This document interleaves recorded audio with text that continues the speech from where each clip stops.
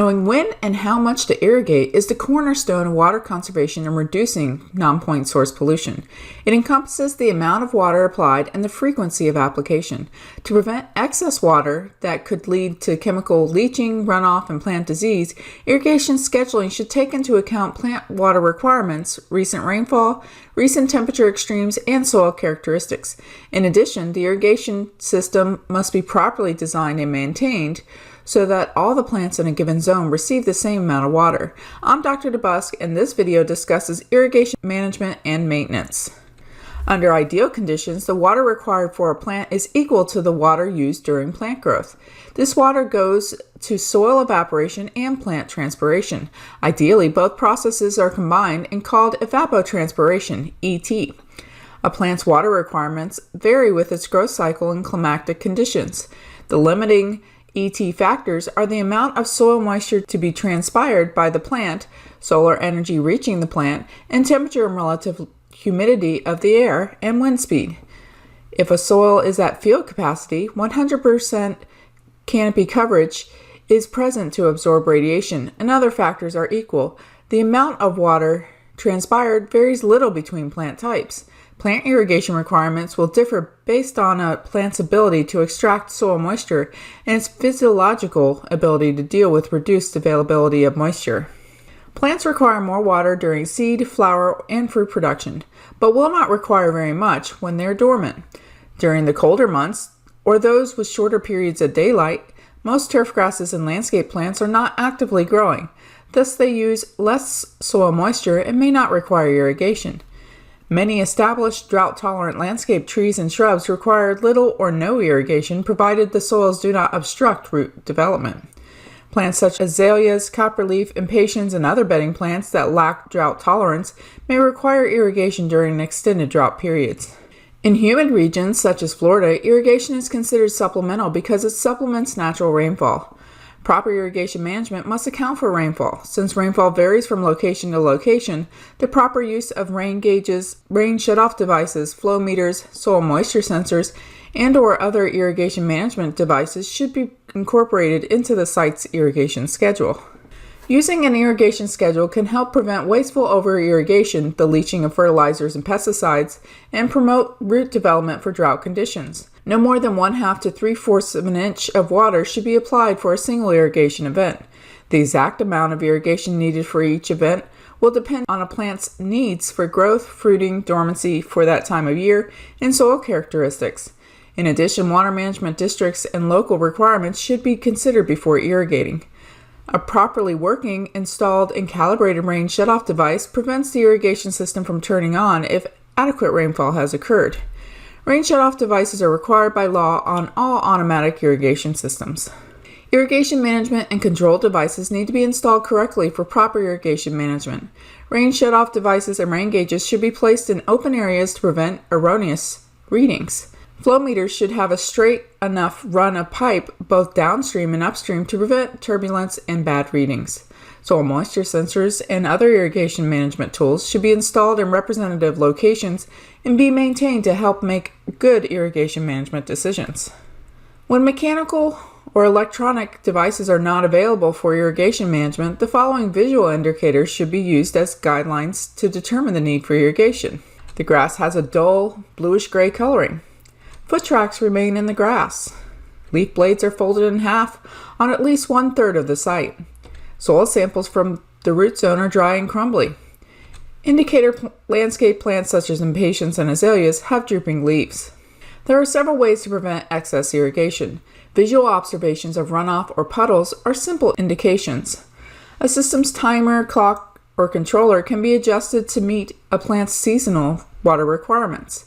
Flow meters can be used to determine how much water is applied and when to turn off the irrigation system. Rain gauges, cans, or other containers can be used to measure how much water has been applied.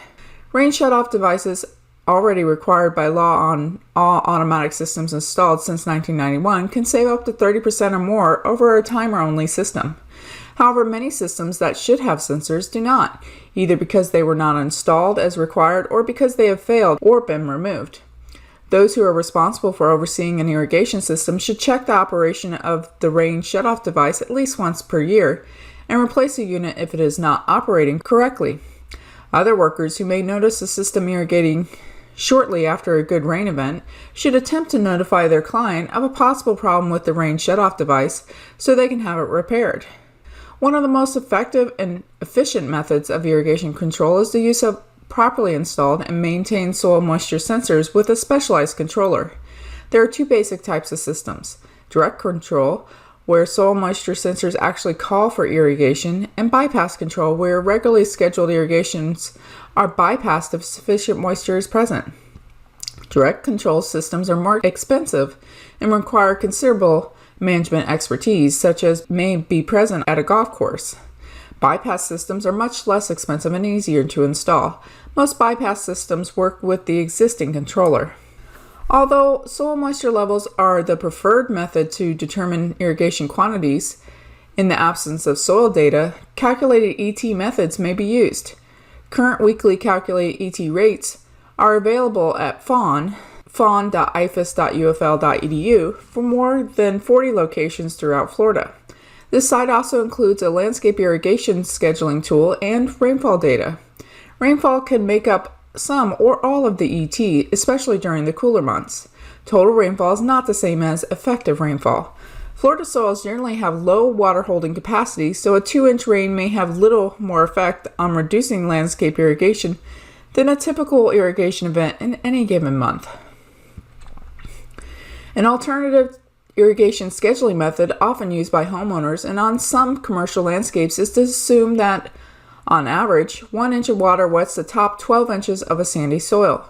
Typically, most roots grow in the top 6 to 12 inches of soil, and 1/2 to 3/4 of an inch is needed for replenishment of moisture every 2 to 3 days during warm periods of active growth, and every 10 to 14 days during less active growth periods.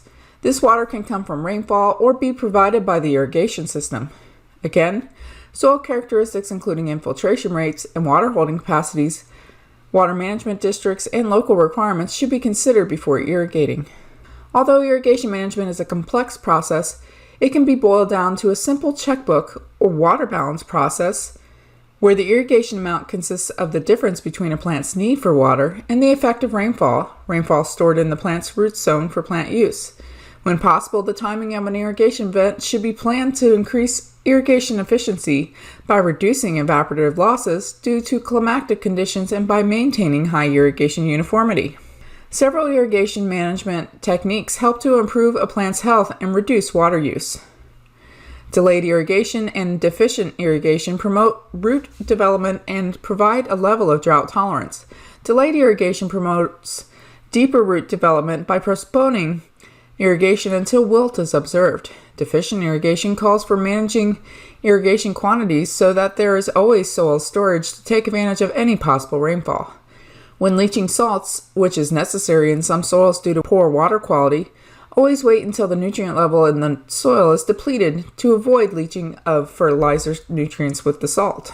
Proper maintenance extends the life of an irrigation system and helps it to perform optimally. Maintenance begins with a visual observation of the system and the plants. Check for proper functioning of rain sensors and controllers, leaks, broken or cracked lines, proper rotation, and damaged sprinkler heads. Also check for obstacles that may interfere with irrigation uniformity. Brown spots on naturally green grass, certain types of weeds, and soggy spots are indicators of problems. Many types of businesses do not have control over the irrigation system, nor the expertise or contractual duty to address irrigation issues.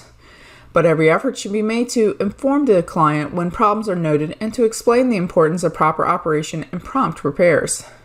Damaged or defective systems should be repaired as soon as possible.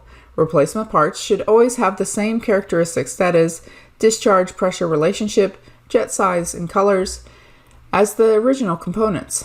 Otherwise, the replacement might cause more harm than the bad component. Florida law requires licensed irrigation contractors to repair defective sensors, and there may be fines and penalties for failing to report a client that refuses repairs. Evaluating a system's uniformity and efficiency, an irrigation audit reduces water use and fertilizer pesticide leaching. There are many procedures for irrigation system evaluation, all of which can be traced to a process published by Merriam and Keller. By following any of these methods, you can ensure that a system is operating at optimal levels.